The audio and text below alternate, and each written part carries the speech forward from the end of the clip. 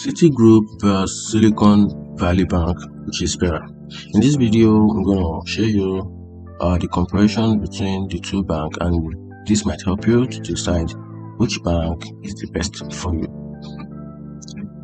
Citigroup's main focus is on the global financial services and corporation known for its existence range of financial products and services, and they offer services on a wide array of services, including a retailer banking, investment banking, wealth management, credit card, and also the service for our client is serve as individuals, corporations, government, and also institutions worldwide.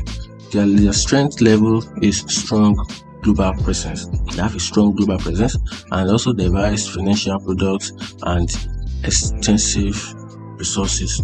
Now, talking about Silicon banking, they focus on primarily service. They focus primarily service the technology, life sciences, and venture capital sector.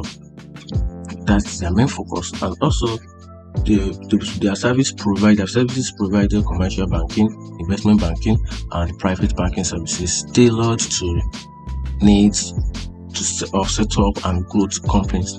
Now, talking about the level of service to their clients, they focused on technology and innovation driving companies as well as ventures capital firms. They also have a deep industry strength for expertise, strong relationship with the tech startup, and on a focused innovation.